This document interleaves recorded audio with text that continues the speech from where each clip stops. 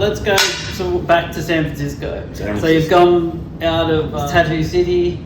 So you've gone, you've left. You had like a year or so off. Yeah, I was working. I was working out a lot. My partner got into vet school and was doing that pretty full time. So I was working out a lot, and I was making art a lot, and I was tattooing out of my house just a little. Yeah. You know, just doing like big projects on people I knew, pretty much, and that was keeping me in the game. You know, keeping my hands in the game, and I would travel and work. You know, and do like this, like I work a lot in a short time, and get into the flow of working. You know, because that's what I love about traveling now. You know, I love to be in the flow and to just totally give myself over to working and tattooing. You know, my family. I don't have. You know, my family takes up a lot of my. You know, my bandwidth at home. You know, so and you know, I don't want to change that. You know, I love that. So, you know what I mean. So I need to travel to get into the zone, so I can grow and challenge myself to come up with things in the moment and all that stuff. You know? It's really good for me. Yeah, and then like that's what I did then. That's exactly what I did then. I'm doing it now. And then I opened up 222 because I wanted to open up a shop, and I couldn't find a place. So I was looking all along for a place. Like after in San Francisco, anyway. Just in San Francisco, yeah. And I owned a shop in Sacramento. I bought Ken Cameron's shop in Sacramento. So I did own a shop that my partner would run, that she was running while she was in vet school, which was like close to there. And I had a friend, my friend Lance Lloyd worked there, and Scotty McEwen worked there, a guy from New Zealand. Who, you know, these guys are great tattooers, and they worked the shop and they kicked ass, and they kept it going, and we made a little bit of money. It was like, it was helping with the vet school bills, and it was a good thing. But I didn't want to work in Sacramento, and it's too far away. It's too hot there. Just all the things that I didn't like. I want to be in San Francisco. I love San Francisco. I hitchhiked there when I was a kid. I fucking loved it there. I spent my whole first part of tattooing, with the idea that eventually I'm going to land in San Francisco. So I was there, and I was busy. I had a good name. You know what I mean? I worked for 4 straight years with Ed Hardy at his shop. I never missed an appointment. I worked every day. I fucking, you know what I mean? My base was fucking locked. It was on skid. It makes sense, doesn't it? Like when you're booked up for like that, and you put in the work, and then you open a shop, which a lot of people these days could take some of this advice. When you got a good base and you're booked up and you got a lot of work, you go and do your thing. But then I couldn't find a place to open up. Well, so I was looking for a 2-man shop, just a 2-man shop by the park, so I could like walk my dog. You know what I mean? Like I could take my dog for a walk, in between jobs, and like make it easy. And I wanted to be by the park. I had this idealistic thing, where I wanted and all that stuff. I couldn't find a place. I was even walking door to door, offering these terrible, like there was a shop that like just sold pins, like badges. I offered them like $10,000 for the key, like I was offering money for key money, like I thought was a lot of money, and like I was getting nowhere, and that was just a rent. Mm-hmm. So I started to get discouraged. Mm-hmm. And then I was talking to my friend Tommy, and he told me like, why don't you think about buying a place? And I was like, that's crazy. Like, how the fuck am I gonna buy a place in San Francisco? Mm-hmm. And then he was like, there's a lot of loans going on, and there's ways to do it. He's like, my friend Ed, this guy Ed Ing, which I remember these names because they're so pivotal, right? Like, mm-hmm. And Ed, and this is like my friend Tommy is telling me, Ed, here's his number, Ed Ing, and I called Ed, and he was like, well, let's go look at some places and let's see what we can find. And then, eventually we found 222 8th Street. And it was a building that was for sale by the Catholic Archdiocese. So it had been donated to the Catholic Church. and you know, it had been for sale for years.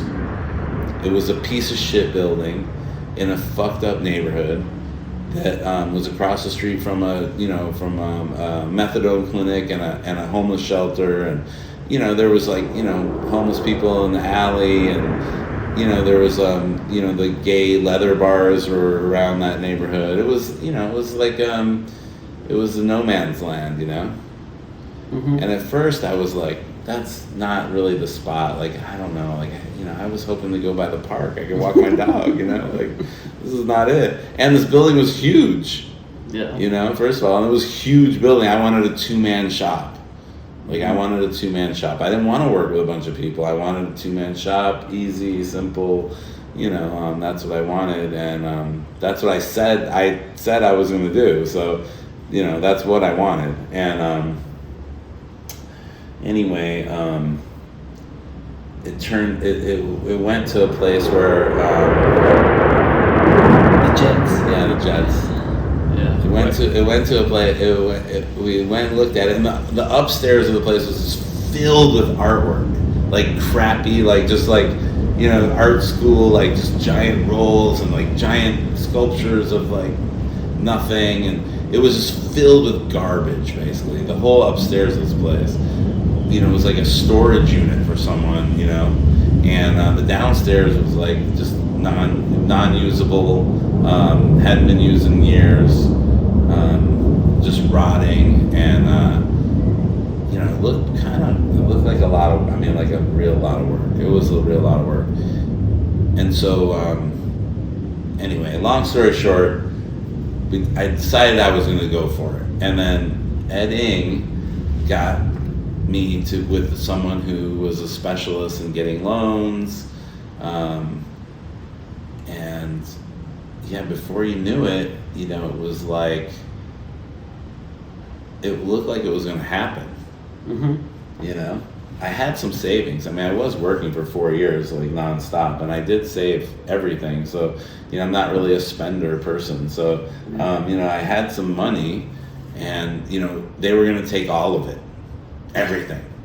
You know what I mean? They were like literally going to take everything. They were literally like, this is the number you need, and that is exactly what I had.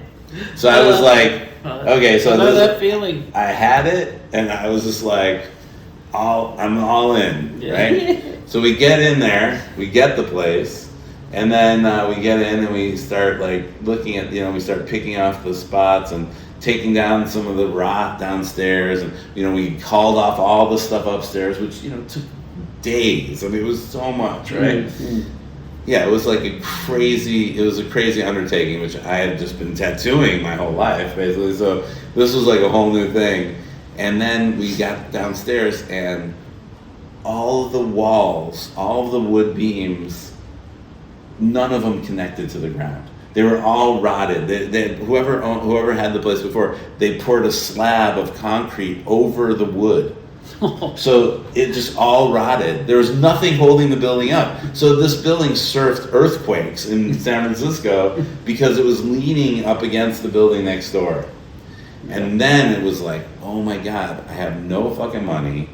And this is major. This is not like, you know, this is major shit, right? So when we hired an expert, you know, and, you know, it turns out we need steel beams. I need a structural engineer. I need to I need to reframe the whole building. And now to do it without permits, you know what I mean, was like, I mean, I had to get permits for the steel beams, I had to get permits, but like to avoid some of the stuff, I had to do it all without, like, you know, tearing the building down completely. So we did it behind the facade of the stucco, and you know, and I had no money. So I mean, you know, I had to do this work by myself with whatever help I could get, and then we got loans. We got more loans because we had the business in SAC, and it was Bill Clinton was the president at the time, and there was like loans, small business loans. Yep. So even though I wasn't making money in the business in SAC, I owned it, and that made me as business owner. Yeah. And then I got offset it. I got over small to San Francisco. So I got small business loans, and then we hired all this. We just spent all that, and then I'm just looking at this debt, and that debt now that I had nothing. Before I had nothing, but I had a building. Now I have nothing, and I have debt. Yeah. And I'm opening up a shop. That stress made me leave my relationship. I couldn't do it. It's like I couldn't have the stress of the long distance relationship with my partner who was in med school basically, and the shop by myself. Originally, the shop was going to be with her. You know what I mean? Yeah. And we split up, and I was like, "Do you want the shop?" I was like hoping she would take it. I was like, "If you want it, it's all yours. I'm just going to get a job. I'm going to leave. I'm just going to get a job. No problem. It's yours. You take it, all the money, everything. I didn't even ask for anything. I was like, it's all or nothing, one way or the other." And she was like, well, yeah, I don't want it. I'll just keep the Sacramento place, and you can just manage it. And I was like, okay, well, I'll give it a shot. You know what I mean? Yep. And I did. I gave it a shot, and my sister helped me a lot, and I had help. Yep. And well, a lot of people still it's very talked about still 222, how the interior and what you filled it with. Well, here's another thing about building anything yourself, which I've learned on several times. That wasn't the first time I learned it. I mean, I built a Harley, and I built everything that I wanted, hypothetically, it was exactly what I wanted. But when I got it done and it was all together, after years of building it, it was so fancy, it was ridiculous. I wasn't gonna fucking drive this thing, you know what I mean? It was ridiculous. It looked like you put it in a show. It was a show bike. Yeah. It wasn't a bike I was gonna ride. So putting it together, of course, I'm picking each part, each thing. Each part I'm waiting for. I'm customizing, or I'm getting it exactly how So 222 was a lot like that. Mm-hmm. You know what I mean? 222 was a lot like that, and I had a lot of help. So people love me. People fucking want to, and those people are like plumbers and tile guys and all the the cabinets. Everything was made, but even my friend who made the cabinets, I'm still friends with him, texting him this morning. I mean, it's like I'm still connected to every one of these fucking people, right? Yeah. So he made these cabinets. He did such an incredible job, and he gave me such a great deal. But at a great deal, it was 10 times the price that I would have paid for it. Yeah. You know what I mean? I didn't need super fancy fucking they had sliding things with cork boards and mirrors and I didn't need that. It was not necessary. You can just roll out some fucking work. Trolleys. Yeah, the trolleys. You know what I mean? But 222 was extremely like that. So everything was like that. Everything. The plumbing was it was brass exposed plumbing on the ceiling. It was sick. I mean, it was sick. Bougie. It was super fucking bougie. It looked like a bank or the fanciest hair salon you ever went to in your life. You know what I mean? You know what I mean? Then once we got the artwork in, it kind of got camoed a little bit, but man, we had a stereo system in that place. It was just outrageous. It was so awesome. I would play this chanting music, super late at night when I was by myself. Yeah. And just blast and just lay on the floor and it'd be it was fucking nuts, dude. Yeah, subwoofers and speakers all over. It was everything was like that. The floor operated sinks. Yeah, I never seen that in a tattoo shop at the time. I'm sure they had them, but I never seen it. Yeah. It was sick. And those ones are still at use at Blackheart. Yeah. I gave the mechanisms. I knew I wasn't going to open a shop again. I was like, when we tore down the shop, I like gave the mechanisms for the floor sinks to Scott and Jeff. I was like, you guys gotta use these. So carry on the force of 222. Yeah, I wonder if have they still got them? Yeah, hell yeah, they got them. Yeah, every time I'm there, I always go and step on them. Like, yeah. Who was working there with you? Like once you got open?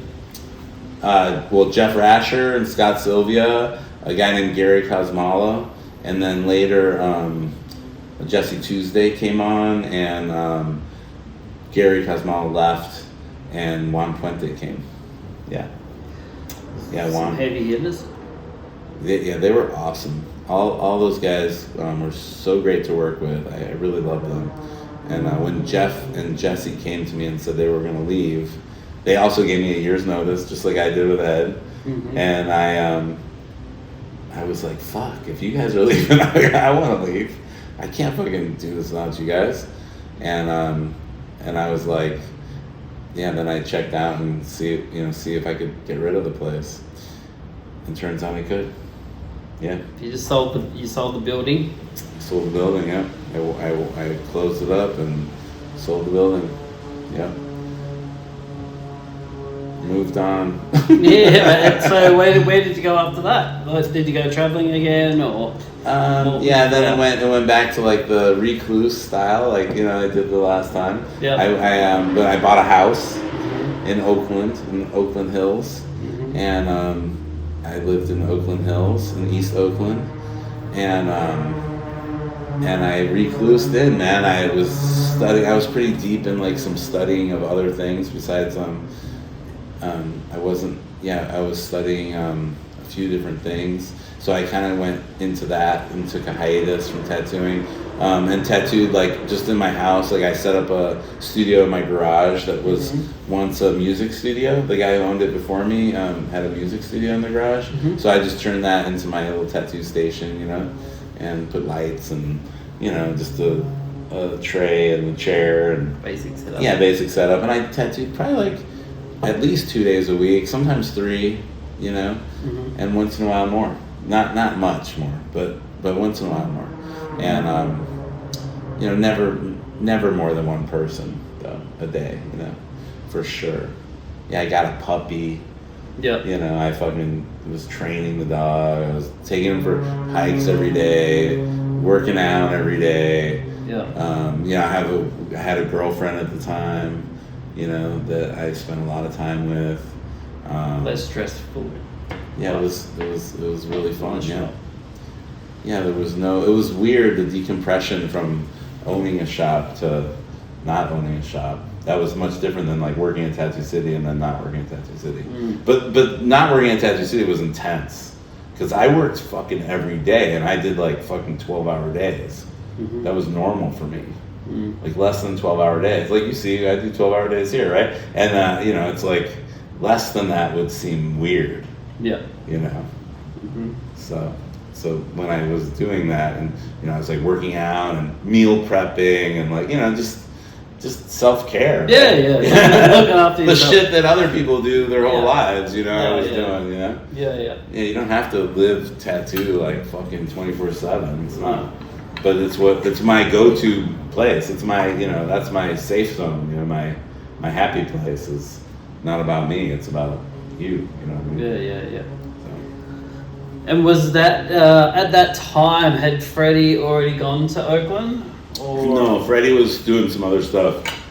Yep. Okay. Yep. Freddy was doing some other stuff. He had a lot of things that he had to take care of, and he was working in Sacramento a lot, and he was. I think he might have been going back and forth to Amsterdam. I'm not really sure. That time I was kind of separated from Freddie and Dan and Ed and all of that. I kind of like went whoosh. Yeah. I was kind of like got out of the same group. Yeah. I was breathing. I was trying to catch my breath and take care of myself. Yeah. I mean, yeah. Yeah, and then so back into the fold of tattooing. When did you go? Okay, I'm self-cared enough. Yeah. to get Well, when back I got on? the bill, it was like a gradual transition, right? Like, you know, once I got the building, I was sort of like in construction mode. I was still tattooing at my house, and then at the certain point of the construction, I had to move to this shop because I couldn't afford the apartment I was staying at. Okay. Yeah. So I couldn't afford it. So I was like, all right, now I'm living at the building. Yeah. And that's when it got real rugged, you know what I mean? I was basically like squatting in my own place now, you know what I mean? Yeah. That was wild and fun. My friend Chris, CJ Ramon, he came and stayed with me and shit. He was on tour, and he had a motorcycle, he had a dirt bike, and we used to ride around in the downstairs with 222 because it was all dug up, you know, we dug it all up, and there was like hard work days of like tying rebar days. I had a hookup, my friend did cement work, came from LA, like, you know what I mean, like everyone was coming from somewhere. So my friend that did cement work, he didn't have enough time to do the rebar with me, so I had to do that. So I hired a guy to help me that knew what he was doing. Yep. And that was like a crazy workout, like 100 feet long, 25 feet wide. You know, we rebarbed this whole place on a weekend, you know, which is like fucking hard work. hard work. And, you know, I'm a tattooer. I don't work that hard. It's not like that. You know what I mean? Like, you know, even if I go to the gym or, you know, I do martial arts or whatever I do, like, you know, you work hard for like an hour maybe, you know? But not for fucking 8 hours. Dude, people work hard out there, you guys. Oh, yeah. And then, so when were you've gone to Oakland and then you sort of had a hiatus. Where did you end up back into tattooing after that? Like, where did you like sort of go, or what did you do? Like, when was the next stage of your tattoo career? After your self-care. After 222? Or after? After you've gone to Oakland. Oh, after I know. Yeah. Just chilling. Yeah, I went self-care for a while. Like, I got kind of deep into that, and I was even thinking about like what, you know, like what else would I do? I was doing a lot of construction projects at that point, like the Oakland years, you know, like I sort of got in deep with like the idea of buying and selling real estate, like, you know what I mean, like that seemed like a really valid thing to do, like to actually get some money, you know, like I never worked for money before. Money just came with the thing, you know, so I never really considered it, like, you know, I just did whatever the fuck I wanted. Journey. Yeah, I just did whatever the fuck I wanted. So now I'm like a little bit older. I've already had these experiences. Now I'm starting to think like, oh shit, like, you know, what else do I want in life, you know?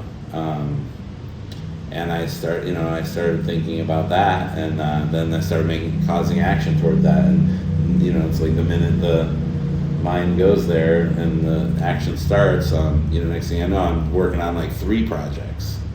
So now, you know, like 222 is one. I was living in it. Now I got 3 projects going, and I wasn't living in any of them. I'm living in my nice house in Oakland.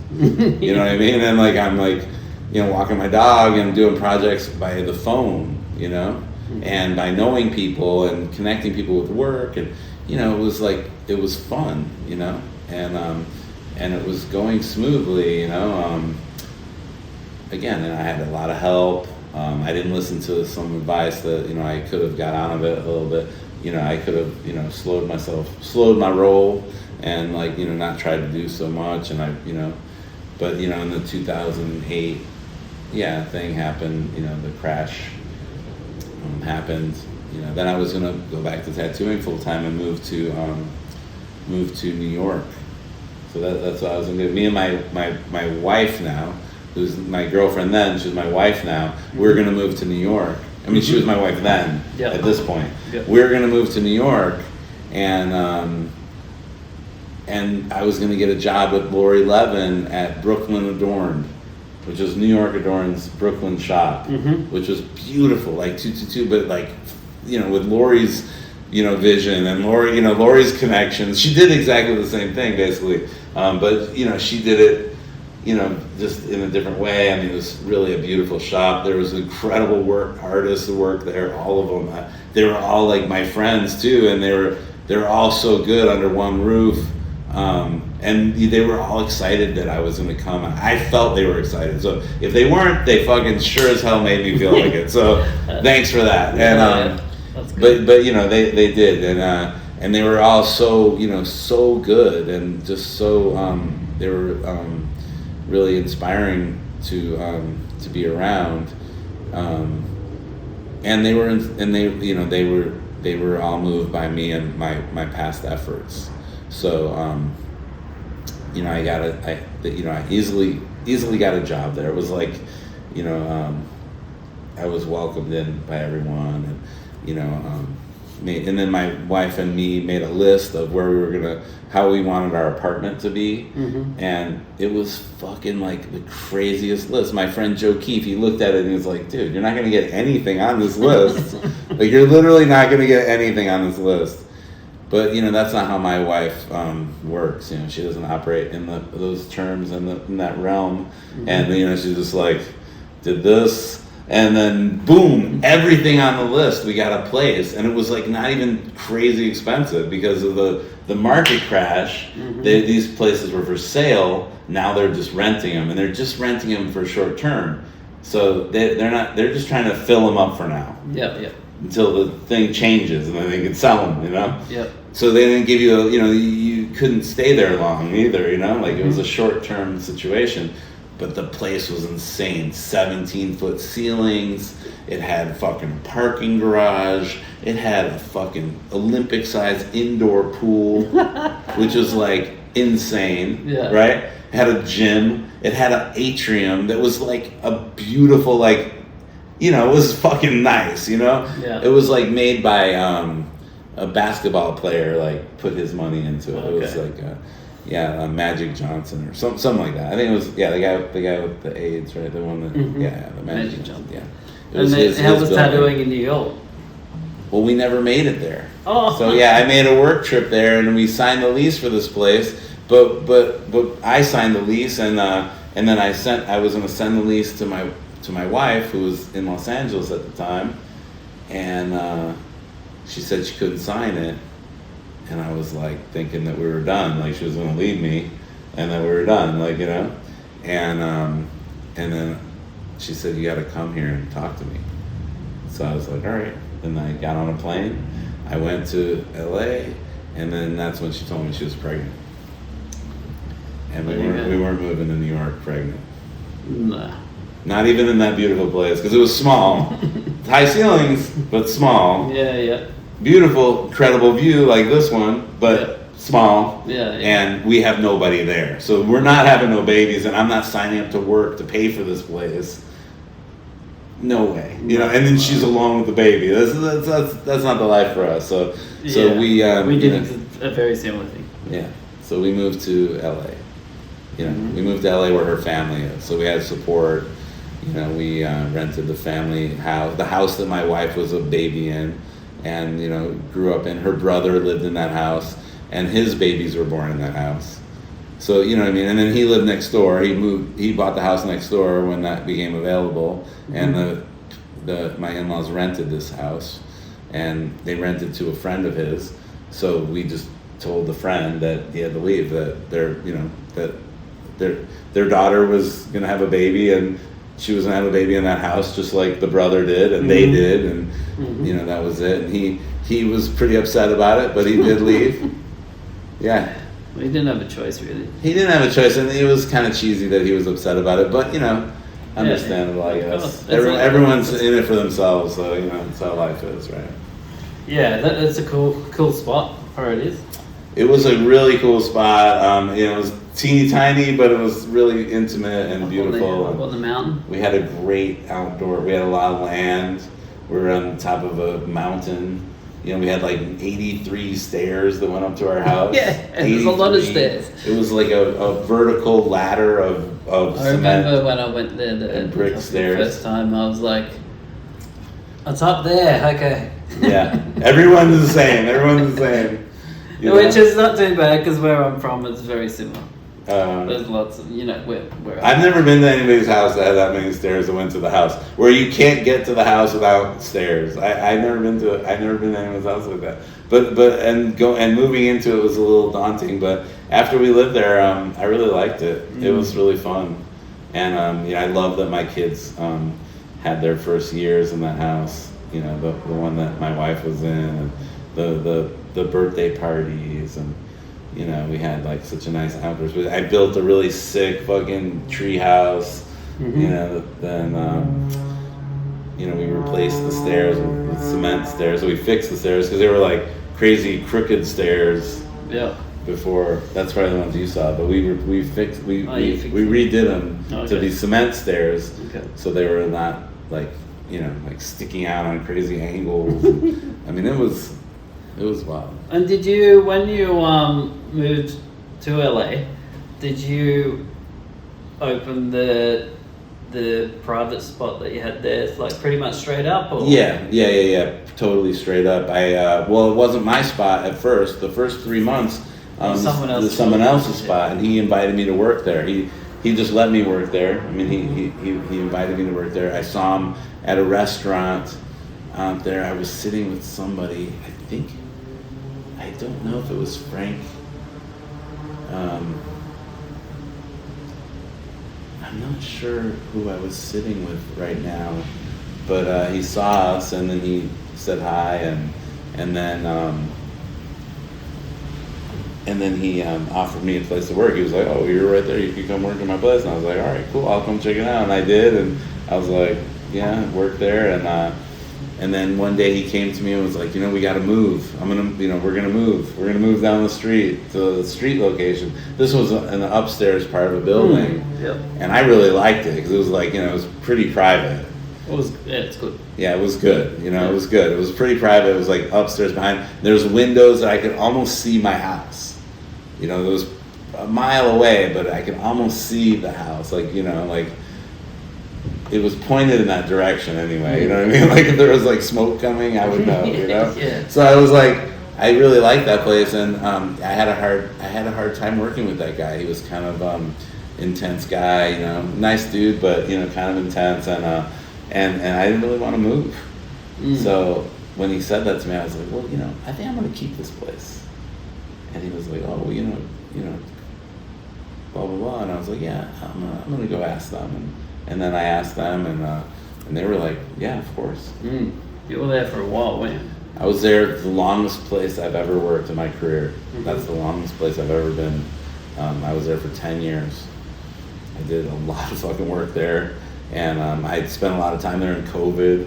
And that was like my man cave away from the house, and my son would go there with me, like regularly, and he would do his stuff, his art and his play and everything, we spent a lot of time there, Yeah. Our house was real small, so during COVID it was, we were there a lot. Bit of a safe space in there. Safe space, yeah. Yeah. My daughter would go there too, but not as much as my son, because he would. He liked hanging out with his dad. Yeah. Yeah. No, it was a great. I remember going there. I can't remember the date. 2016 maybe. It's a blur. Somewhere then, maybe a little bit earlier. Maybe it was 14. It was pretty amazing to go there and just see it. Really, it was just simple, but it had all the stuff on the walls, and went to the toilet, and there's like the guy just in painting in the bathroom. When years ago, like it was pretty packed with stuff. Yeah, especially like when you were there, is before I sold most of my collection of stuff. So it was pretty special to see all the originals just around. Yeah, like there was a lot in piles. There was a lot on the walls. It was like all the books. Yeah, like you had like just your stuff. It wasn't fancy. It was just super simple, but you could tell like the history was in there. Yeah. I really like that space too, and I've only heard people loved it. It was definitely like going to a mad a scientist studio or something, because the piles of stuff and the characters that used to come to, like when I was there, there'd be people coming from all walks of life, all different tattoos and different thing present. Yeah. And I was lucky enough to tattoo there too. Yeah, hell yeah. Which is pretty special for me. Hell yeah. And for me. Yeah, it was. The friendships I made in that place were so awesome. I mean, yeah, I really love that. I love that spot. Who was the guy's name who has like the weed farm or something and he came that day? There's probably multiple, but I remember there was like when it was just being legal in California and you were like, oh, my friend's going to pop over and he like bought, the obvious bag full of... Right. And I was like, oh yeah, it's legal here now too, isn't it? So it was like a new thing. Yeah. I remember that and I was like, he's like, there you go. And I was like, well, yeah, the gifts of plenty. Yeah, that was pretty funny. Yeah, so I've seen some awesome tattoos like your clients just coming in and just give us a look. Yeah, it was pretty cool. Big work, lots of big work. Yeah. I mean, I've done lots of big work over my period of time. I wish I took more photographs though, but the work is done, so it's out there. That's the main thing. Yeah. People are living their lives covered in tats. Yeah. Well, I think we'll wrap it up there because we want to do episode 2 in Nashville. Because we're sort of leaving Silver Lake to Nashville is the next part. True. So then we'll talk about it when we come to Nashville. All right. Me, Katie, and the kids. Yeah, that'll be awesome. Yeah. I literally cannot wait for that. Yeah, I'm so excited to host you guys. Yeah. That'll be cool. I want to go shoot some guns and stuff. Yeah. Do all the man shit. Maybe hunting. Do some hunting. We could do that. What do they hunt out there? Deer. Yeah. I mean, they deer. Pigs. They'd be a pest, wouldn't they? Out there? Bow hunting is deer. Rifle hunting deer. Yep. Yeah. I've got a bow. Well, you don't need to do that. You could, just come. Yeah, you don't. Yeah. You're not gonna travel with your bow. No, but I'll have to. No, I won't travel with it. But I'll have to scratch up in the backyard and Oh yeah. Oh, there you go. You got to train. For sure. Hunt with the bow. For sure. You got to train for a while. It's like anything. You got to. You got to train. Yeah. Otherwise, you're not gonna get it. Right. You're not gonna get anything. Which is very common anyway. You don't really. It's hard to do it.